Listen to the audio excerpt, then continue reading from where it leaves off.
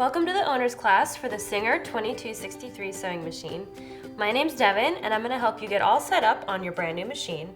We're going to start by talking about all the stuff that comes in the box and how it looks when you first pull it out. So first of all, you have your machine, obviously. You have your instruction manual. This is very important. You want to hang on to this. There's a lot of good information about how to set up and operate your sewing machine, so you definitely want to keep it. Don't throw it away. You'll also find a quick start guide in the box. So this is basically a cheat sheet. So if you just want to look up something really quickly that's basic about setting up your machine or threading, you can look at the quick start guide. You have your foot pedal and power cord. And if you take off the removable storage compartment, which is right here, you'll find your other accessories. So you have a couple of spare bobbins and needles, some feet, and a few other things that we'll talk about in a little bit. We're going to go over how to properly thread and set up your machine, how to wind a bobbin, and how to get started sewing. But first, we're going to start with a tour of the machine parts. We're going to start with something really super simple, and that is the power switch. So you'll find the power switch on the right side of your machine. It's right above the cord where the cord plugs in. So when the light comes on, you know your machine is on. The cord has actually two cords. One goes to the wall to the power source. The other one goes to the foot pedal to the floor. That's how you're going to operate your sewing machine. And it's just like a car. The harder you push it, the faster it'll sew.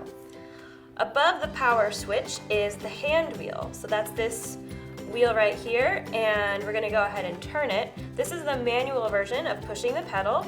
And whenever you turn the hand wheel, you always want to turn it towards you. So try to remember that. It'll just make your sewing go a lot better and prevent the needle coming unthreaded and jams and things like that. So when we turn the hand wheel, you'll notice that there are some parts moving. And if we jump over here, you can see a silver hook that is bobbing up and down as we turn the hand wheel. That hook is called the take-up lever, and that will be important once we get to threading.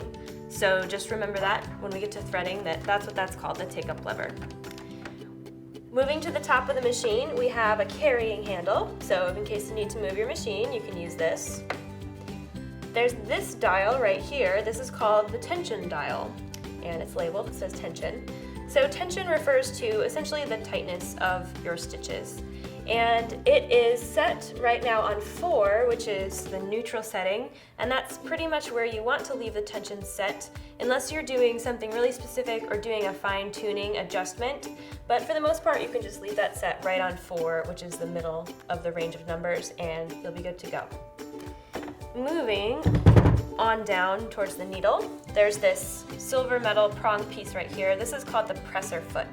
And if you reach back behind the machine, there's a lever that will actually let you raise and lower the presser foot.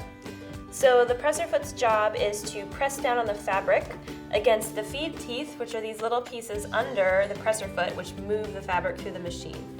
So you can think of the presser foot like park and drive. Basically, when the presser foot is up, your machine's in park.